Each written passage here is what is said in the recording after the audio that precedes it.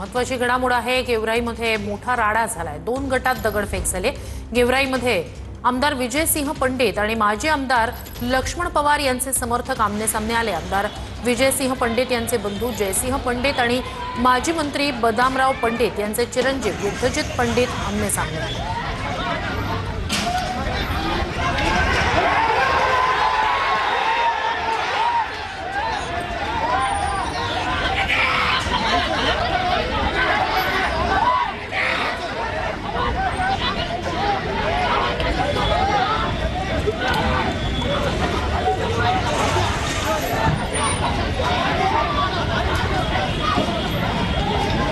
सगळ्यात मोठी बातमी सगळ्यात मोठी बातमी माझे आमदार लक्ष्मण पवार यांच्या घरावरती दगडफेक आणि तर बावनकुळे चंद्रशेखर बावनकुळे यांनी पृथ्वीराज चव्हाण यांच्यावर टीका केलेली आहे। मंत्री चंद्रशेखर बावनकुळे यांनी पृथ्वीराज चव्हाण यांच्यावर टीका केली। राहुल गांधी 2047 पर्यंत पंतप्रधान होणार नाहीत असंही बावनकुळे यांनी म्हटलंय। एप्स्टीन नावाचा माणूस अमेरिकन आहे, तर त्याने खूप बेकायदेशीर कारवाई केल्या आणि त्यामध्ये सगळ्या राजकीय पक्षाच्या पुढाऱ्यांना, मोठ्या लोकांना त्यामध्ये गुंतवायचं आणि त्यांच्याकडून चांगला वाईट कारवाई करायची अशी ती हा प्रकार अमेरिकेमध्ये गेल्या 6 महिन्यापासून गाजतोय। आपण काही लक्ष दिलं नाही कारण आपल्या डोक्यावरचा विषय आहे। पण मी काय बोललो, एक वाक्य बोललो, त्याचा तुम्हाला अर्थ काय करायचा तो काढा। मी काय म्हटलं की मराठी माणूस पंतप्रधान होण्याची शक्यता आहे, यातलं काय अर्थ काढायचं तो काढा।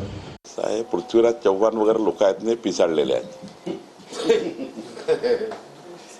आता झालं ना पृथ्वीराजजी आपलं, आता कशाला तुम्ही ह्या फाईल्स आणि ते पंतप्रधान बदलणारा वगैरे। राहुल गांधी निश्चित होत नाही 2047 पर्यंत, हे आपल्या देशाला माहिती आहे। त्यामुळं चुकीच्या पद्धतीचा संभ्रम निर्माण करणे, काहीतरी फटाक्याची लढ टाकून देणे, ते फटाके फुसके निघतात। जळगाव मुक्ताईनगरमध्ये रक्षा खडसे आणि पोलिसांमध्ये बाचाबाची झाली। रक्षा खडसे मतदान केंद्रावरच पोलिसांवर संतापल्या। भाजप उमेदवाराला पोलिसांनी मतदान केंद्रावर अडवल्याचा आरोप रक्षा खडसे यांनी केला।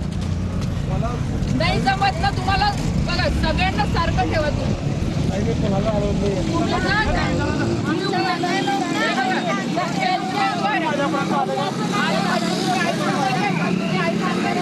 माझ्याशी उत्तर झालं कमी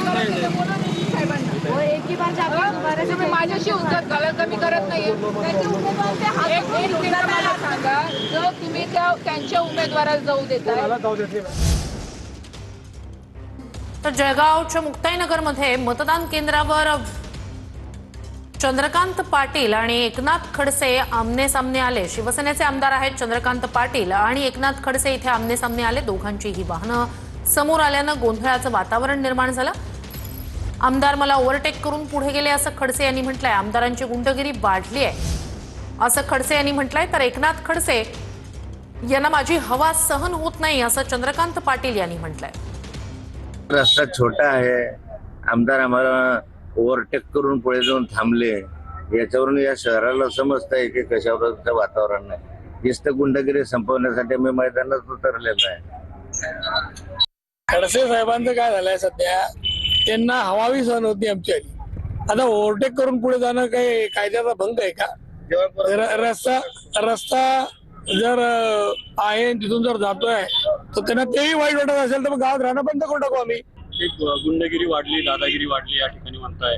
ते स्वतः गुंडगिरी करतात, रस्ते अडवतात लोकांचे, ते स्वतः गुंडगिरी करतात, त्यांचा स्वभाव गुंडगिरीचा आहे, तेच अशी भाषा करतात। दुसरं कोण गुंडगिरी? आम्ही तर गरीब माणसं, एकच घर आहे या गावामध्ये।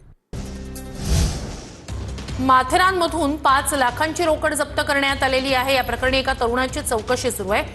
हे पैसे हॉटेलचे असल्याचं स्पष्टीकरण तरुणाकडून देण्यात आलंय। तर पोलिसांकडून या प्रकरणी आता सखोल चौकशी सुरू आहे। नगर परिषद नगरपंचायत निवडणुकीत दरम्यानच माथेरानमध्ये 5 लाखाची रोकड एका तरुणाकडून जप्त करण्यात आली। या प्रकरणी आता चौकशी सुरू आहे।